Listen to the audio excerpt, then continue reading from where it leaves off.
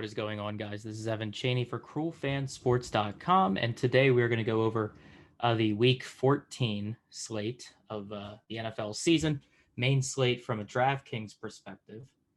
And let's just start with quarterbacks, right? So when we look at the quarterbacks that are on the slate this week, of course Patrick Mahomes is always going to have upside for sure, but I'm not sure if he should. Well, I can say that, and then he goes off because that's what he does.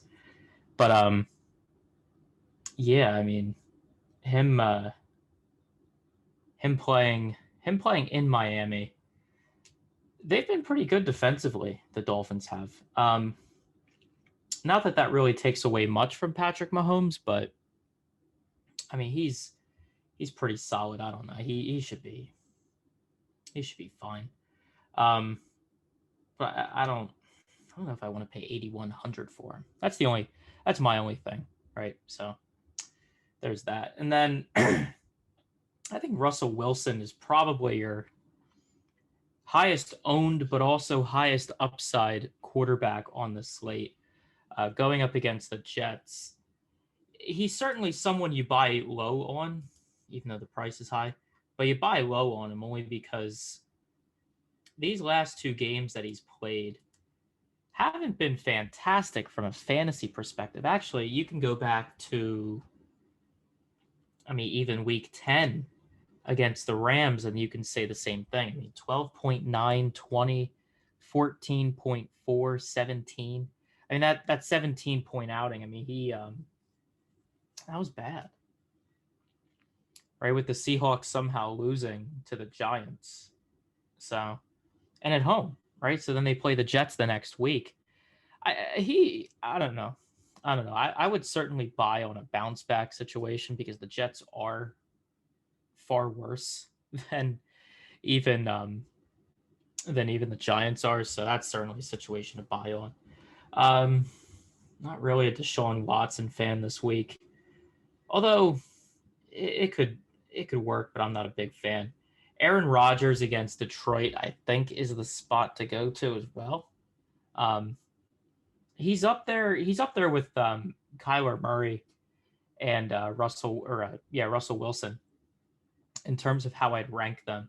I'd actually say Aaron Rodgers is better because Detroit's bad, very bad defensively, and I think Pro Football Focus might actually grade them as like a bottom 3 defense. So that's even a better situation to attack on, right? So, you use an Aaron Rodgers type, and it's also indoors, so you don't even have to worry about any of the weather issues, right? In Seattle, it might be cold and rainy. In New York, East Rutherford, where Kyler Murray's going to play, that's an outdoor situation in the cold. So I think weather-wise, Aaron Rodgers is a great option there. You can also look at Tom Brady. Tom Brady you can make an argument for because Minnesota is also one of the, I'd say, lesser defenses in the NFL this season. So, and at least early on in that game last week, they let Jacksonville do whatever they want. So I'm not too scared of Tom Brady. There's a lot of quarterback option this week. You can also look at Justin Herbert. Justin Herbert's a high upside fantasy quarterback. We haven't seen much of it in the last 2 weeks. Last week, the Patriots just embarrassed him, right? It was 45-0. He scored 6 DraftKings points through 2 picks. And then the week before that, even against Buffalo, he had a tough time at it. But now he gets a good matchup this week against Atlanta at home. So, even Justin Herbert has a path to doing well. I could even say Ryan Tannehill. That can work out. Kirk Cousins could work out, but that's a stretch. What did he do last week? He scored 20. He's actually had a few good fantasy games, but those have also been 3 of the best matchups you can get as a quarterback in fantasy, right? Dallas, he scores almost 27. Carolina, he scores 30. 26 against Jacksonville. So he's had 3 good matchups. I'm not sure if I'd go anywhere else. You could go Taysom Hill if he ends up starting against the Eagles, because his rushing upside is obviously great. I don't know. I guess Taysom Hill's going to start. So, and then you can also, I don't know, maybe one more play that I could consider would be Jalen Hurts. What is he? Yeah, it's 5,100. I mean, even in the limited opportunity that he got, I mean, basically just the second half, he scored 10.26 DraftKings points. All right, he didn't do great, but maybe with a week's worth of practice, he can do better. I don't know. As an Eagles fan, it just becomes difficult. Really does. All right. I don't know. Let's talk about running backs. Right. I guess Mike Davis' season is back. I guess because Christian McCaffrey, I think, is out again. But I mean, again, if we want to talk about where to pay up at running back, the pricing kind of works out very strange this week, where Dalvin Cook is he overpriced at 9,400? Probably. Can he still get there to achieve decent value for that price? Probably. Right? But I don't know. He's really priced up there. Yeah, 9,400 for him in this situation, I'm not the biggest fan of. I don't know. Personally, I would fade at that price. But then you go down and you have Derrick Henry and James Robinson at a higher ends of the salary spectrum, right? You have Derrick Henry at 87, and he's probably the top running back of the slate, given the matchup and given how Tennessee should be leading in this game, which should allow Derrick Henry to run the ball more toward the end, right? So Derrick Henry works. You also have James Robinson, who gets a ton of opportunities, and even in negative game scripts, he does well, right? I mean, he scored 22.8 last week against Minnesota when they were down for the most part in that game, and then tied it up in overtime, or to get to overtime, right? And then he scores 30 against Cleveland the week before in a game where he was also in a negative game script. So it's not like negative game scripts hurt James Robinson. I think what does hurt James Robinson, though, is whether or not Chris Connolly is going to play for Jacksonville. Right? Because, I mean, we've seen a lot of his opportunities for James Robinson come when Chris Connolly's out. Right? So like that week 12 performance, for example. Yeah. Like his opportunities came when other receivers weren't in, because he was getting targets. Right? He was getting targets. I mean, he had 6 targets last week, 6 targets the week before. So I don't know. I'd check in that on that situation. Aaron Jones, again, he can also work, right? Honestly, the stack of, if you can fit it, I mean, let's see. If you can fit the stack, it can work, right? I'm just putting Devontae Adams in because why not? Right, it can work with Aaron Jones because he'll get opportunities against Detroit. That should work out. Again, there's other guys on the board. I'm not really going to touch Kamara as long as Taysom Hill's the quarterback, because as we've seen with Taysom Hill, he does not really care for Alvin Kamara as a as a weapon. Right? Those 3 games that he's started, the targets have not been like, look at okay. You can see here the last week Drew Brees played it all. Oh goodness. Right, the last week he played it all. I mean, look at these target numbers, right? Like 8, 6, 13, 8, 4, 10, you know. Since Taysom Hill's been playing, Alvin Kamara's only seen 6 total targets. That's it.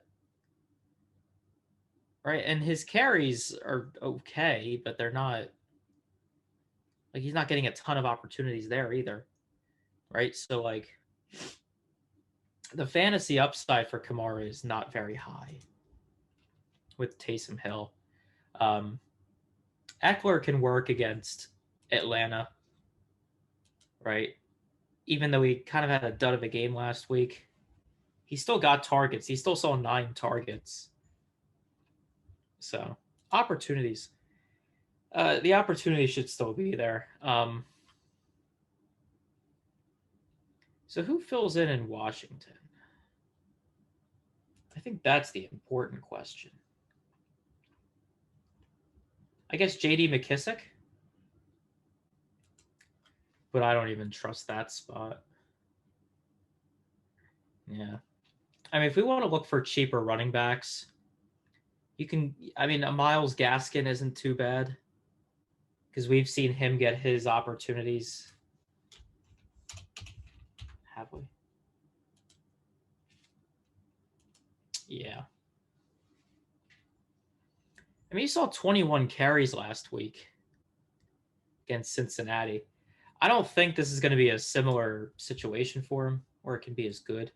And then Ty Johnson, I guess, is a name worth looking at as well because, I mean, he saw more carries last week than he did the entire season leading up to that point.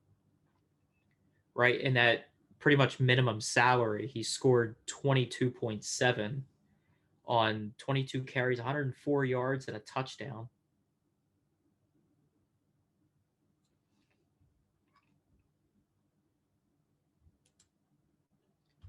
So I guess he's worth playing at the other running back spot. And we need cheap guys because we're pretty much stacking. You know, we're taking in some very expensive stacking. So, you know, food for thought. All right, let's I guess we can move on to wide receivers. I don't know if there's too much else to talk about with running backs. David Montgomery, actually, I think is worth mentioning because he did have a great game last week against Detroit. He had a good game against Green Bay the week before. And then Houston is actually the worst team in football against the run. So David Montgomery can probably do well in that spot. Which is good because he's also pretty cheap relative to other running backs. So I like that spot for him. And then we can look at wide receivers, where Devontae Adams, I think, is by far the best wide receiver you can play this week. I don't think it's even close, to be honest. Right? Like, his opportunities are. What did he do last week?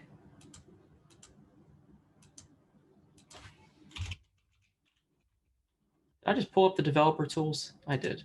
Oh my. I mean, last week he saw 37.5% of targets in a game when. And he saw 12 targets. Oh my God. Yeah. And he's also indoors against the terrible Detroit team. Have they played Detroit yet this season? They did. Huh. I think that's what you're. I think that might be the one kind of detraction then against Devontae Adams and Green Bay as a whole is that this is the second time they're playing each other this season. Oh well. I still think Devontae Adams is in a big spot. Although he might also be a good ownership fade if the projected ownership on him gets too high. So that's also something worth looking at. I mean, you can also look at like Tyreek Hill's a play, although 8,500 for him seems a bit excessive. A lot of it's just an overreaction of like this 3-game stretch here between Carolina, Vegas, and Tampa. I mean, obviously the Tampa game he did insane, right? 13 catches, 269 yards, 3 touchdowns. Yeah. And then the Denver game was going to be, although he's getting a ton of targets.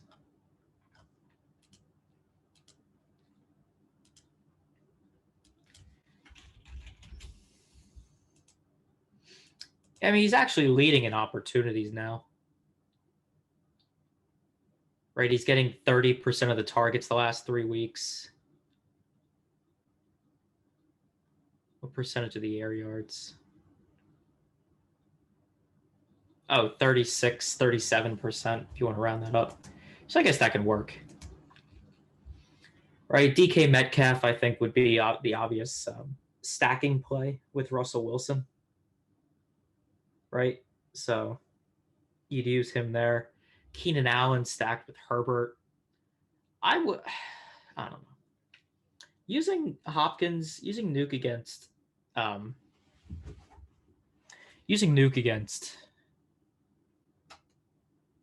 the Giants there. I'm not sure if that can work. That's a sketchy situation. Just because the Cardinals seem to struggle when they have to go to the East Coast. And I think the game logs will show that. Right? I mean, 10.5. No, it was a home game. I might just be overreacting to that New England game. So maybe. I guess if he's low owned, he can work. Although, I think opportunity-wise, I'd rather have Calvin Ridley because Julio Jones is out. You know, you have to think he's going to be a top play because he's going to get a ton of targets. Justin Jefferson, I think you could put in that same boat against Tampa, right? I mean, he's getting a ton of targets now. Tougher matchup, and not the targets won't be as consolidated toward him, but that can work. Michael Thomas, Tyler Lockett, AJ Brown, they're all fine. Let's look at some values. AJ Green is min priced. My God. I mean, I get it. I get why he's min priced. I mean, what has he done this season? It's just weird to see. So who would be the value that we use to like make this work?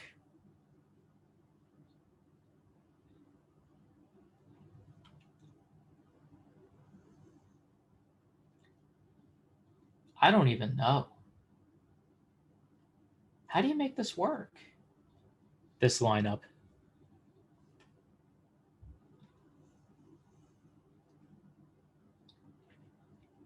Because I just want to know, like, I mean, even Russell Gage is expensive.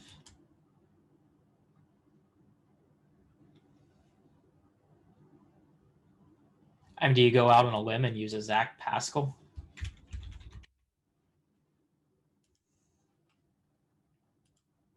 Doesn't seem like a good idea. You could do that, but it's not a good idea. Gallup. Use a Michael Gallup? You could. That can work. Somehow. Right? I mean, you're going to need another cheapie in there to kind of make that all work. right? So I'd maybe go out on a limb and just say like DJ Chark. I know he's even expensive, but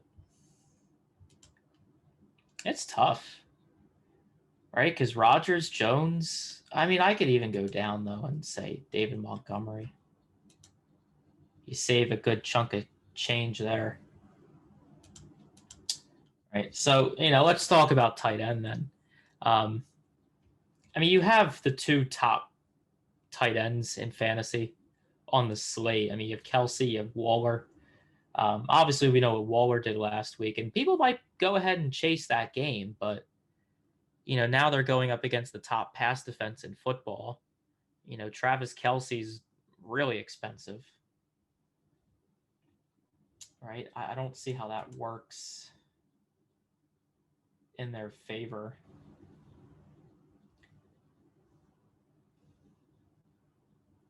I don't know. I'm willing to just say Dallas Goedert as someone to roster, right?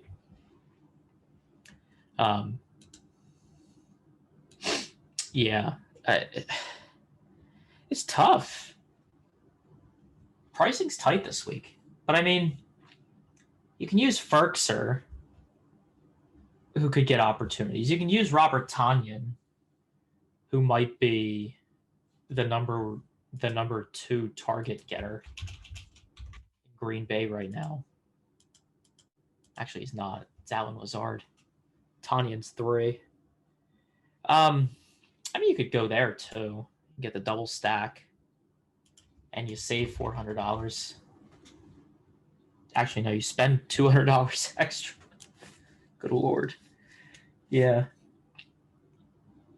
I mean, that can work as well. Yeah. Right. And so, tight end, there's not too much to talk about. Like there's 2 guys, and then there's everything else. So then we can look at defense, where I don't know. I never know. I never know anything about defenses. Defense is so hard to project that it's almost baffling that it's on the slate, or that it's even like built in. There's some spots that I like,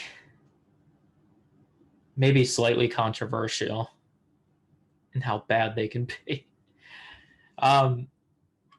Atlanta can work, actually, because according to Pro Football Focus, they have quite a bit of a pass rush advantage